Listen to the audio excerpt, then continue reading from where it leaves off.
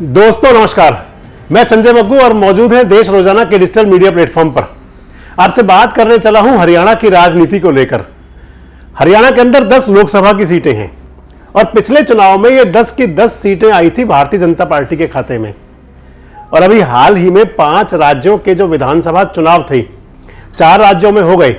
तेलंगाना का चुनाव कल होना है और मान लीजिए कि जो तमाम नेता थे वो सब फ्री हो गए चुनाव प्रचार से हट करके।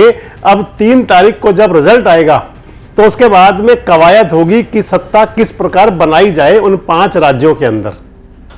और जब इन बिटवीन खाली हो गए तो फिर राजनेताओं को, जो पार्टियों का केंद्रीय नेतृत्व है, उनको सूझ रही है कि अब अन्य प्रदेशों की सुध कैसे लें।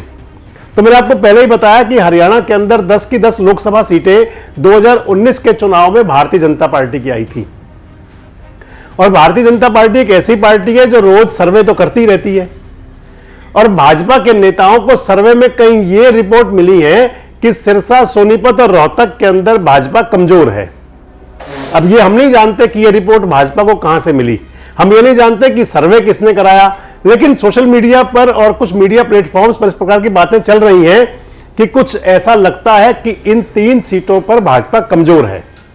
वैसे आपको बता दें तो रोहतक की लोकसभा सीट तो है कि जहां 2019 के चुनाव में जो जीत का गैप था, अरविंद शर्मा चुनाव तो जीत गए थे, दीपेंद्र हुड्डा चुनाव हार गए थे, लेकिन तमाम जो सियासी लोग हैं या जो कांग्रेस समर्थक लोग हैं, भूपेंद्र सिंह हुड्डा, दीपेंद्र हुड्डा के जो समर्थक लोग हैं, उस चुनावी शिकस्त को कहा करते थे कि वो मैनिपुलेटिंग शिकस्त थी।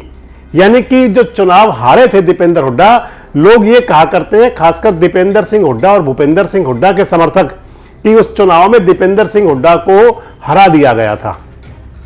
अब वो चुनाव हार गए थे या हरा दिया गया था, लेकिन लोकतंत्र के अंदर तो होता है कि जो जीता वही सिकंदर, जिसको सर्टिफिकेट मिल गया जीत का वो चुनाव जीत गया। तो अरविंद शर्मा चुनाव जीत गए थे, 7000 वोटों का लगभग अंतर था। और अगर मान लीजिए तो इतने नजदीक के मुकाबले में फिर रोहतक की सीट पर चर्चा करना तो बनता है। और दूसरी सीट जो मैंने आपको बताया कि भाजपा आलाकमान के पास ये जो रिपोर्ट है कि दूसरी सीट सोनीपत की लेकर है। अब सोनीपत की जो लोकसभा सीट है वो जाटलैंड सीट मानी जाती है। हालांकि वहां से रमेश कौशिक सांसद हैं लगातार 2 बार, और उससे पहले कभी सांसद वहां से ब्राह्मण और जाट समाज दोनों समाजों के बनते रहे हैं। लेकिन इसके बावजूद जो सोनीपत को माना जाता है वो सीट मानी जाती है जाटलैंड की। पिछले लोकसभा चुनाव में रमेश कौशिक ने चुनाव हराया था भूपेंद्र सिंह हुड्डा को। जीत का अंतर भी बहुत बड़ा था। भूपेंद्र सिंह हुड्डा जो चुनाव हारे थे, बड़े अंतर से चुनाव हारे थे, और उस चुनाव के अंदर वहां पर दिग्विजय चौटाला भी चुनाव लड़ने के लिए पहुंचे थे। जननायक जनता पार्टी की टिकट पर दिग्विजय चौटाला प्रत्याशी थे और दिग्विजय चौटाला को जो वोट मिली थी वो बहुत कम वोट थी। लेकिन जो हार जीत का अंतर था, लोग कहते हैं, राजनीतिक लोग कहा करते हैं कि जो दिग्विजय चौटाला वहां पहुंचे थे वो कारण ये था कि भूपेंद्र सिंह हुड्डा कहीं चुनाव ना जीत जाएं और भूपेंद्र सिंह हुड्डा कहीं जाटों के बड़े नेता ना बन जाएं। इस सोच के साथ में लोग कहते हैं कि दिग्विजय चौटाला वहां चुनाव लड़ने पहुंचे थे।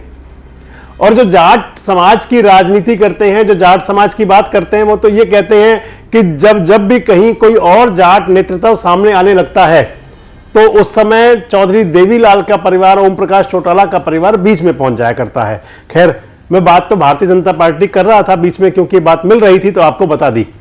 तो जो सोनीपत लोकसभा सीट है, मैंने आपको बताया जाट मेजोरिटी की सीट है, और सोनीपत को लेकर के चिंता इस बात की हो सकती है कि रमेश कौशिक वहां से लगातार 2 बार सांसद रह चुके हैं, और जब 10 साल तक सांसद रह लिए, 10 साल तक वहां से मुख्यमंत्री हरियाणा के मनोहर लाल हो गए, यानी कि भाजपा की सरकार हो गई सूबे में, और देश के अंदर मोदी सरकार हो गई, तो 10 साल की एंटी इनकम्बेंसी तो बन जाती है। और दूसरी तरफ जो जाट मतदाता है इस समय पूरी तरह से बताया जाता है नाराज है भारतीय जनता पार्टी से। इस स्थिति के अंदर सोनीपत में कहीं कोई दिक्कत ना हो तो सोनीपत भी भारतीय जनता पार्टी के आला नेतृत्व के लिए सोचने का विषय भी है और उस पर पूरा फोकस भी रहेगा। और जो तीसरी लोकसभा बताई मैंने वो सिरसा लोकसभा से सुनीता दुग्गल सांसद हैं। पहली बार सुनीता दुग्गल के रूप में भारतीय जनता पार्टी सिरसा से चुनाव जीती, लेकिन सिरसा से हमेशा इससे पहले कांग्रेस और या फिर चौधरी देवीलाल के परिवार के समर्थक चुनाव जीतते रहे, यानी कि चौधरी देवीलाल की पार्टी के लोग या फिर कांग्रेस के लोग। 2019 के चुनाव में पहली बार सुनीता दुग्गल वहां से सांसद बन गई। हालांकि सुनीता दुग्गल ने उस चुनाव में अशोक तंवर को हराया था और अशोक तंवर उस चुनाव में कांग्रेस के प्रत्याशी थे। अशोक तंवर अब कांग्रेस छोड़ करके जा चुके हैं आम आदमी पार्टी में, और वहां पर एक समय पर इंडियन नेशनल लोकदल के नेता भी सांसद बनते रहे हैं। अकाली दल को एक बार सीट समझौते में दी तो अकाली दल के भी वहां से सांसद बन गए, लेकिन वो अकाली दल के सांसद भी इंडियन नेशनल लोकदल के ही थे, इनेलो के कार्यकर्ता थे। और जो पार्टियों के अंदर आपस में हुआ करता है, कई बार सिंबल किसी और का होता है और नेता किसी और पार्टी का हुआ करता है, लेकिन सिरसा के अंदर चौधरी देवीलाल के परिवार का पूरा असर है। सिरसा के अंदर कांग्रेस का भी असर है। भले ही सिरसा से चुनाव तो जीत गई थी, और तमाम मीडिया रिपोर्ट्स कहा भी करती हैं कि सिरसा में इस समय चौधरी देवीलाल के परिवार यानी कि अभय सिंह चौटाला का मान सकते हैं कि उनका वर्चस्व फिर से ठीक बन रहा है। अब अशोक तंवर आजकल हैं तो आम आदमी पार्टी में, अगर अशोक तंवर चुनाव लड़ते हैं तो अशोक तंवर के बारे में भी लोग ये कहते हैं कि अशोक तंवर अगर कांग्रेस से होते तो बहुत मजबूत कैंडिडेट हैं। वो आम आदमी पार्टी में होकर के कितने मजबूत है ये तो बाद में पता चलेगा। वो लोकसभा चुनाव लड़ते हैं नहीं लड़ते ये भी बाद में पता चलेगा। लेकिन ये जरूर है कि इन 3 सीटों पर यानी कि सिरसा, सोनीपत और रोहतक को लेकर के भारतीय जनता पार्टी का आला नेतृत्व चिंता में है, और इसलिए उन्होंने मुख्यमंत्री मनोहर लाल से इन तीनों सीटों पर लंबा मंथन भी किया। हालांकि मुख्यमंत्री मनोहर लाल और नायब सिंह सैनी जो भाजपा के प्रदेश अध्यक्ष हैं वो भी खूब धमाधम है। रोज अपने बयान में कहते हैं नायब सिंह सैनी कि मोदी और मनोहर की हैट्रिक बनेगी। अब अगर हैट्रिक बनाने के लिए और जो पिछला प्रदर्शन था उस प्रदर्शन को कायम रखने के लिए जरूरी है कि रणनीति बनाई जाए, और संभवतः उसी रणनीति के तहत वही रणनीति बनाने के लिए मुख्यमंत्री मनोहर लाल से भारतीय जनता पार्टी के राष्ट्रीय अध्यक्ष जेपी नड्डा और भाजपा के जो संगठन महामंत्री हैं बीएल संतोष, उन्होंने बात की होगी।